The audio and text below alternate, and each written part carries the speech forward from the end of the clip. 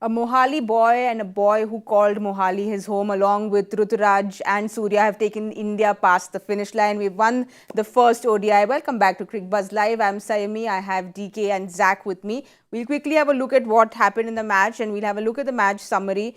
Australia 276, India chased it down in 48.4 overs. Shubman got 74 of 63, Ruturaj Gaikwad 71, and Rahul playing a captain's knock of 58. Gentlemen, a little closer than we thought it would be. After the initial opening partnership, you would think that India would coast along, but as it always happens in international cricket, a couple of wickets by experienced bowlers, things slowed down. But again, a very good partnership between Suryakumar and Rahul, things looking ominous. You want to be tested in these kind of games. I know probably in the studio we wanted to finish earlier, but that's not the case. It went to the distance and some good batting, two good partnerships, and it took India home. Must say, very clinical display of batting. Well, two great partnerships. So, Zach, please choose which one would you like to talk about first, the opening. Well, I think yes, opening partnership has to be right up there. And they heard you, because first 20 overs they went for it. And the game did slow down later, so that was going to happen. But the wicket played better in the second half. There's no doubt about it. It settled down nicely. You've seen those uppish drives in the first innings during the afternoon. But for India, that wasn't the case. You've seen some terrific shot making by both the batters, Ruturaj Gaikwad and Shubman. Some of those punches of the back foot through the covers, all those kind of shots was a reflection of how good the wicket played in the second part. So that was an advantage. So winning the toss, bowling first was a good call, and then 450s in that batting effort. That shows that India was always in control of the run chase. DK just so, we chatted about this in the com box, but it's so beautiful to watch both of them, like that elbow so up and beautiful, and just, those half-cock shots they were hitting, stand back and deliver. It's just such a treat for fans to watch both of these guys. They've got a great array of shots, and generally you would attribute a lot of those shot making to fancy shots these days, but what both of them showed was cricketing shots, short ball, putting it away of the back foot, pulling with aplomb, and they were very much in control of their inning. Yes, Ruturaj got the edge, which was dropped by Inglis, but if you see the way they constructed the partnership, it showed a lot of good signs. They showed maturity, they took it deep, they didn't look to up the ante unnecessarily, kept playing good shots through and through their partnership, and 142 is a solid partnership when you're chasing 277. On most days, you'll end up scoring a lot more if you go the distance, but the fact that they played the time that they played, they complemented each other. Shubman Gill got off to a much quicker start, whereas Ruturaj was more measured in his shot making. But once he got going, he played a lot of lovely shots as well. And what was great to see was the partnership that they had. It might not be the partnership that happens in the World Cup, because Rohit will be coming back, but post-World Cup, you would think that Ruturaj would be a very, very strong candidate along with the Yashasvi to be part of this ODI setup. Zach, Gill is playing home for the first time in Indian colours, and he's somebody, family is there watching him. When you're that young, firstly, does it feel like, oh, my family is there? He's all of 21, 22, so you feel like I want to perform in front of my family, perform in front of home crowd. And also another thing is he'll be very disappointed that he couldn't take it through. He said this against after the Bangladesh game, saying that, I want to take the team through. Yeah, I mean, that's something for a top order batsman is very important. When it's your day, you got to make it count. Look to score those three-figure scores. That's something which you always strive for, and that really helps your team as well. So to have that kind of attitude always goes a long way for any top order batsman. Gill is someone who's been among the runs right throughout the year. You look at how he has gone about playing in all three formats, scored a lot of runs, playing in front of home crowd. Always adds to that extra pressure, I would say, rather than just enjoying out there. It starts with people asking you for tickets and making sure that you're being taken away from your routine. You have a routine of things to approach a game. That routine certainly changes when you play in front of your home crowd. But it also gives you a lot of satisfaction when you score runs in front of your home crowd. So I'm sure Gill will be very happy with the innings which he played, and knowing that a lot of his well-wishers, a lot of his close friends will be watching. It always adds to the whole satisfaction of the knock. Gill is actually a bit of an anomaly when it comes to playing the sport, because unlike a lot of cricketers, his father travels with him a lot. Yes.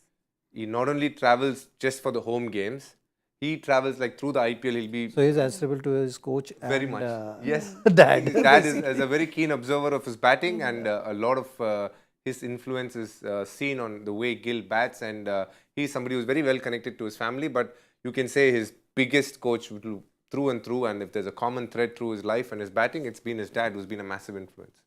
You know, I know we're all speaking, all orienting it to the World Cup, but Ruturaj Gaikwad comes, plays his beautiful knock. I read somewhere he spoke about how he doesn't really give form too much importance. He says that for me, whether I get 100, whether I get a 0, every time when I start the next game, it's 0. So I don't think of what's happened. So he's very zen-like in his approach, which he said he's learned from Dhoni. But after this, hypothetically, the next 2 games, he goes and scores big. What will he go back home saying that, you know, I've performed so well and there's no World Cup call for him? Well, I mean, when you look at the Indian cricket as a whole, you know, you will see there is a lot of traffic jam at the top order, and the players keep coming and keep pushing. So I think it's a very good sign for Indian cricket and for an individual. How you have to look at it. It's just that every opportunity you get, you got to make it count. You know, so that is something which is in your hands, and the routine, the focus, how you look at it matters. So, you know, you can't be just looking at it saying that I've scored runs now and I'm still going to be sitting out or I will still not get those opportunities. It's just about every opportunity which is going to come your way. If you keep making it count, at some stage, it's going to turn into a place which you can make it your own.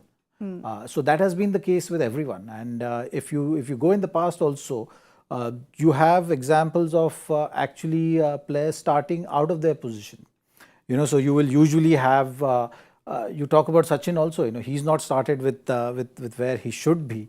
He started at number 6, number 7. You know, kept performing, and then he got an opportunity to open. Then things just changed from there. So is Rohit Sharma. You know, if you look at his initial part, maybe 25, 30 games, he was not batting at the top order. But when the opportunity came of opening the innings, he took it, and it just rest is history. You know, so there are a lot of examples like that. What matters is that you are in those 15 or you are around in the scheme of things, and then every opportunity you get, you just have to approach it with scoring runs, or if you're a bowler, taking those wickets. But that's how cricket goes, and that's how the good players are made. Ruturaj certainly has that in him, and like how DK is saying, he'll have to wait for his chance. But the chance is going to come because he looks very ready. You know, talking about waiting for his chance, Surya has really grabbed his chances, because the last time he played Australia, 3 ducks in a row, and then today he comes back. I'm sure the back of his head it somewhere played, but he came back and looked solid, got that 50 today. The player who will take back the most confidence from today is Suryakumar Yadav. If you just rewind a few months ago, he had played 3 balls against Australia, all first ball ducks, but today he's come back against the same Australian team and scored 50 or 49. But it's not just the runs that he scored, the manner in which he scored. We are always used to seeing Surya taking a lot more risks, which is not risky for his batting, but he tends to do that a lot more, and he's very successful at doing that. But today, he toned himself down, played a lot to what the game wanted him to do, which is probably hit a lot more down the ground, not play those fancy scoops and laps, which he's very, very good at. But towards the end, he brought that out as well. So it tells me here is a man who's thinking about his game, who's trying to make a mark in ODI cricket, wants a place in this team. And if he keeps scoring like this, that will also have an effect on whether they see Surya as number 6 again, which could be something that they would be thinking. And we know the skill set of Surya. He's an absolute out-and-out match winner. And if he keeps batting like this, I don't see any reason why he can't win us many more matches in the near future in the ODI format as well. You know, you spoke about this number 6 and spot, and Rahul Dravid said the same thing, saying that we look at him as a number 6, and he has got the confidence, he's got the skill set that he's going to be in our 15-member squad, is what Dravid said for the World Cup. Yeah, he's there, and also a player like that gives you that flexibility. You know, if need be, he can bat at number 6. If need be, he can bat up the order, say 4, 5, 3, whatever. So to have a very concise 15-member squad post-COVID time, it just feels that, you know, it's a very limited number. But that's how the World Cup is going to be played. So every team is just going to have 15 members. So you need to think about all these other aspects also. I know you need to have those two keepers. You need to have a player who can fill in for any kind of a spot. If that flexibility is there, it's just going to kind of secure yourself with the uncertainties of a long tournament. So from that point of view, a player like Surya will definitely add there. But from Surya's point of view also, it's important that he figures out exactly how to approach the longish white ball format. And that is something which we've seen. These kind of innings will go a long way in terms of him figuring it out and getting that confidence. The example is that in Asia Cup, you've seen him play sweep shots quite a lot, and today he's not played that sweep shot. So that's the ability he has. He has that control of saying, okay, fine. Like today's scenario, you've seen Ruturaj getting out to sweeping leg spinner. And then it was not an easy shot to play in today's condition. So he avoided that shot today. So that is something which you can do if you have the ability or the skill set to be able to adapt your game to the conditions, or depending on the form. So that is the advantage you have it with Surya. So I'm sure that is one of the main reasons the team management also backed him in spite of what happened in the ODI format. Like you mentioned, in the previous Australia series, he had 3 ducks. But it's good that the management have recognized that aspect and understood what is going to bring to the table with the kind of ability he has. Well, Surya was on the rise. Another stock which was on the rise was KL Rahul, because he looked very solid today as well. We saw what he did against Pakistan, but he really steadied the ship and he took his time. This is how Rahul likes playing. He likes taking his time before he goes explosive, which was not needed today, but he looked phenomenal. He looked like a proper middle order batsman who knew how to take a game deep and win it. He played lovely shots, but at the start of it, he took his time. What he is really good at, and it comes to him very naturally compared to a lot of others, is his ability to rotate strike. I think he is a bit like Virat Kohli in the sense that if he bats 20-25 balls, you'll see him batting on 15-18 without getting too many boundaries. And that's a skill in itself. That's a dying art actually right now in international cricket, because batters like to hit boundaries or they end up defending a lot more. But to create singles when it is not there is a skill, and KL Rahul has that in him. And that's why he's such a good player of spin. And that is going to help him. You will see that it could easily be one of his strongest formats with the way he bats. And the fact that he's able to take the game deep, be a very calm force around what everybody else is doing, and the fact that he's a captain and he played a real good captain's innings today, it will just keep adding to his confidence. From the moment he stepped after the injury, from the time he's put foot on the field, he's looked the part, he's wanted to make an impact. He's got a call from nowhere in 5 minutes before toss. So from there on, he's not put a foot wrong, and I think he'll be very happy with the way he is batting and the way he is able to take games deep, which is very important for a middle order batsman, especially leading into the World Cup. Also finishing with a 6, but just I feel mentally he's all there. Let's just hope that physically the body supports him all through the World Cup, Zach. Yeah, even the numbers wise, he's actually right up there. Yes. If you look at the conversion rate, he's already scored, say, 1450s, some 600s. And the number of games he's played is just about less than 60, I think. So I think with the fitness aspect of things, he's played less number of games. But when you look at the number of games he's played to the conversion of big scores, that number is very attractive, very good. And that has been his strength. So on the surface, at times, he might be criticized for various things, but this conversion rate is phenomenal. If you're actually scoring runs every second innings, you are playing at the international level, you're above average. The best of the players also will possibly have third innings, fourth innings. That's the kind of average you talk about. But with him, once he's in, he's going to make it count. He's going to make it big. He's looking in form. If you look at the 100 which he scored in Asia Cup, if you look at the 50 which he's scored here, and if you look at the number he's batting at, especially when you don't get a start, you need a player like him, because you need someone to just anchor the innings and having that ability of playing long innings. So that is something which is going to be added advantage, and then that's possibly one of the reasons why he's been so persisted with giving that responsibility of controlling the innings, If you have a great start, you got to be having that ability of upping the ante and looking at scoring at a good rate or keeping up with the rate which is set by the openers. He has that ability as well. With the last 6 which you saw, I know it took time, but if the situation demanded it, he can start with that approach a bit earlier. If you have, say, 200 for 2 and he's walking into bat, so you can make use of that kind of ability as well. So all in all, I think if he's in form, like DK rightly mentioned in the pre-match show, when he's saying that if KL is having a good run, if he's in good form, it's certainly going to ease off whole lot of stress in that middle order come World Cup. Well, we've spoken a lot about the Indian batting. We can go on and on, but if you look at what Australia has done, besides Zampa, I don't think there was really anyone who looked impressive. We can see here from the bowling card, there is Pat Cummins who got that wicket, but it was Adam Zampa, 10 overs, 57, 2 wickets. He bowled really tight. We spoke about this in the com box as well. And he's just somebody who reminds me a lot of UZ also, because he bowls that length which is so difficult to hit. It's so close to the stump, so close to the bat that and then gets it in quicker. So I think he reminds me a lot of UZ. Please correct me if I'm wrong. Technically very different bowlers. One has a lot more overspin and one gets, obviously one depends a little bit on drift and also the height difference also. And the way Zampa uses his crease is very different to how UZ does it. So technically there's a lot of differences there.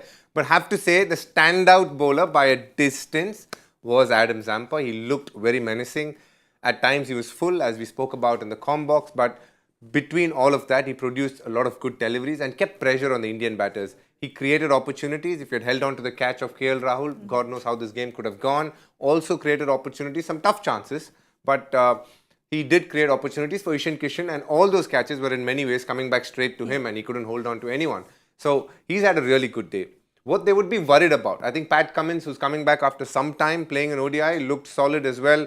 I mean, he's a very stock standard. You know what you can get out of Pat Cummins. It's very much like what Zach said about Ashwin. They all know what to get out of Pat Cummins.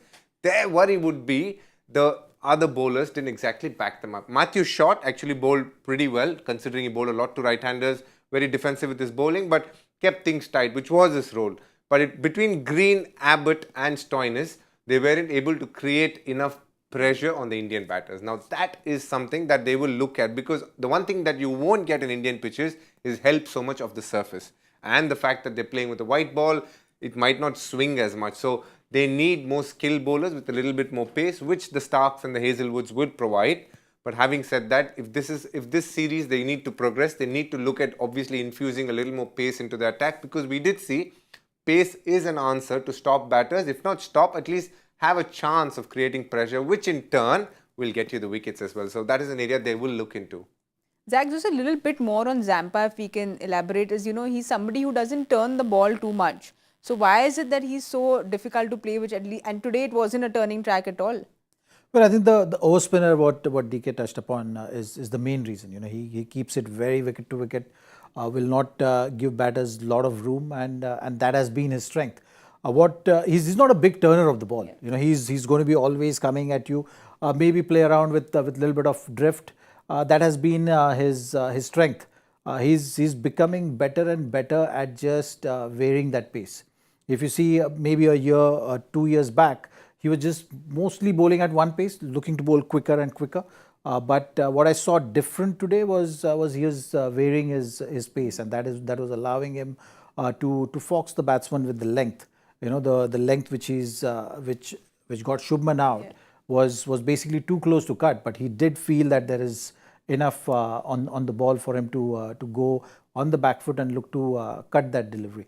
So those are the sort of things which for a leg spinner is important. Also, when you're playing in conditions like Australia, you don't have a lot of room for errors. So that consistency which you've seen from Zampa, also not giving too much of room, because the pitches have got decent bounce. So a lot of actually batters can take you on cut if you falter on the line. So that has been the strength of Zampa, and that's how he looks to operate in. Well, after today's win, India has now become world #1, and I feel, as fans, we all get so excited. But as players, how much does this play at the back of your head, the ranking, and when you're at #1, how much does it feel? It's all across all formats that we're #1. It does feel good to know that you're the #1 ranked team in the world, but it's not like it'll change anything about how you operate as a team or the processes would change any bit. What would be interesting is, and we will discuss about it in the near future, about the number of teams that have been #1 in the lead up to the World Cup and have ended up winning the World Cup. It's quite a positive number. Quite a few teams have done that, starting with England, Australia before that. So that has been a method, not a method, but a ranking which has helped the team. It obviously says that you're at the top of your game if you're #1 on the list, and it gives you the confidence to do well in the tournament as well. And I think if India is able to hold on to it and move on to the World Cup as #1, it is a good feeling. But will it change anything about the team? I would like to think not much. I think it's just one of those things that you're aware of, but it wouldn't make too much of a difference in terms of how you operate.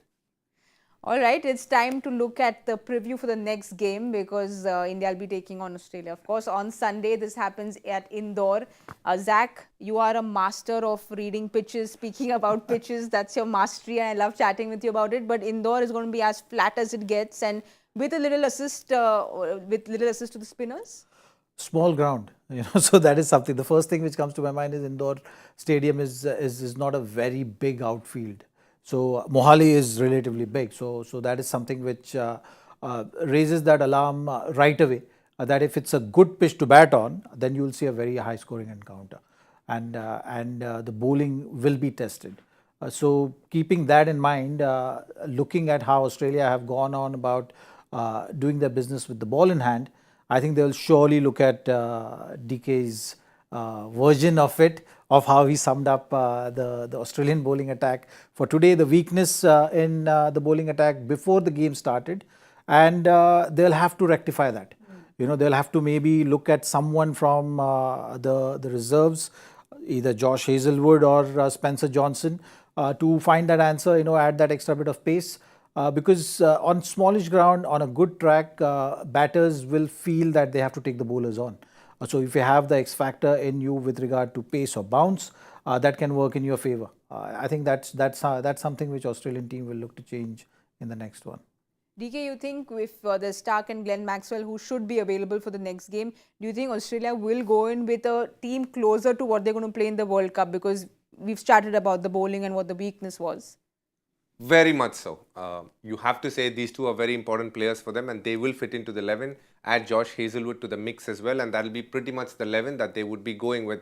Their biggest decision would be who is going to open. After that will be obviously how they fit in a Marnus Labuschagne. If they fit in a Marnus Labuschagne, then you might have to leave a Stoinis out. That's the biggest one. It's interesting to see if Alex Carey comes back to don the gloves. That'll be another question for them. But the most important part would be to get in that fast bowler who can make a difference, because in all likelihood, in most venues in India, I think it will be Zampa and Glenn Maxwell doing a bulk of the spin. And if they feel there's a dry wicket, maybe Ashton Agar will come into the picture. He's not part of this team, but in the World Cup, that's what they will look to do. But here, what they need to do is definitely give some match practice to Mitchell Starc. Yes, he has a couple of practice matches as well, but that is one area they'll be looking to do. Spencer Johnson is part of the 18, the additional 3 members who are part of the squad as well. So they might look to give him a game. And I don't see them going light on their bowling again, because this was a great case in point. And Zach was telling us that this pitch is not going to be easy, but the Indians did make it look easy, and not because the pitch was in any ways too easy to play shots on. It was just that the quality of the bowling were very dependent on medium pacers rather than fast bowlers, which makes a massive difference in the way you approach these innings. Well, let's have a look at India's squad, and if I've been going on about this since we started the day, wanting to see Siraj, Bumrah and Shami in the 11. But do you think they'll all 3 make it maybe for the next game? I think only in your fantasy 11 it's possible right now. For the Indian team right now, it could be a hard sell. But I do feel Bumrah will be given a rest, and Siraj will be given an opportunity here. And that in many ways is understandable. Other than that, the only change that they would like to see is Washington Sundar. But whose place will you bring him in? Ashwin has just played the 1 game. Jadeja has not batted enough. So there's not many places to fill. So I do think there would just be one change. It would be probably Bumrah taking a break, and between Siraj and Prasidh, one of them could play. Most likely Siraj if he needs game time, or they could go to Prasidh as well. But I don't see any other changes other than that. But you'll keep Shardul, Zach, for the next. Well, I think with India's point of view, it depends. They've how they're looking at the preparation for the big one. They've won today, which gives them more flexibility now. If they want to bring in more changes, they can. And for the last game, anyways, you have the big guns coming back. So keeping all those things in mind, I think it will be pretty much on individual call basis. Like, if Bumrah needs a rest, if he needs more more bowling in the middle, then, they will not take that route. Shami is someone I felt that they want him to play all the games here. Because for them also to get that kind of clarity before World Cup, for him also be in touch with game time, that is something will be talked about. Because clearly the first two bowlers when it comes to the big tournament is going to be Siraj and Bumrah. So if you already made up your mind on that, that leaves you with that one slot of Shardul to play around with right now, and Shami, if he's going to start the tournament on the bench, then this is the game time which they will utilize for him to be in top nick. So that's where Indian team stands. I think there will be a couple of changes, I feel, but if the individuals who they are looking at changing, if they want more time, the match time, then they will not go ahead with that kind of thought process. Also, the last time India played an indoor, an ODI, was between New Zealand and India, and when India scored close to 400 or upwards of 400, Rohit and Shubman, I think, got a double 100 if I'm right. I'm just speaking out of pure memory here. And interestingly, New Zealand were on course and on par in the chase. It was actually Shardul Thakur who picked up a couple of crucial wickets, which actually helped the game turn in India's tide. So that will also play a part. And I think this is not a pitch where you can play an extra spinner. If you want to play Washington instead of Shardul Thakur, this is not the ground to do it. I mean, in many ways, you're throwing, him to the wolves. So I feel that Shardul will play in this game. And just as what Zach said, I think if at all anything, it would be changed just in the one fast bowler department. All right. So if you have to pick one player each who you're going to watch out for on the game on Sunday. Player to watch out for from each team. From each team. I think from Australia, I will go ahead with Mitch Marsh. And from Indian team, I'll go with Bumrah. For me, from Australia, I think David Warner will get going. And when it comes to India, I have a strong feeling Shubman Gill will have another good game.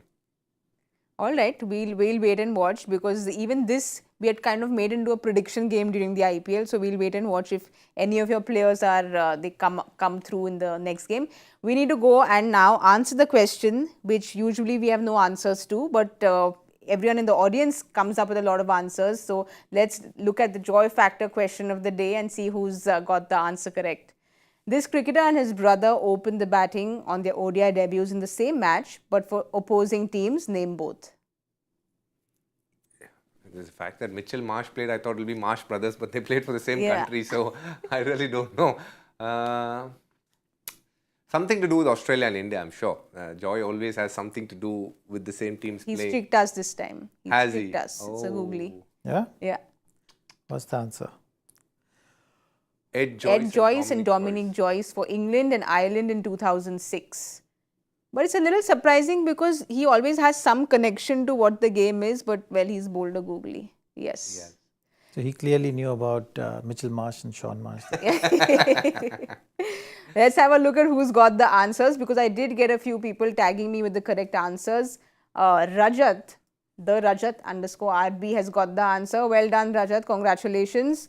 We don't know if Rajat's again one of Joyce's many fake accounts or he's a real person, but if you're real, congratulations.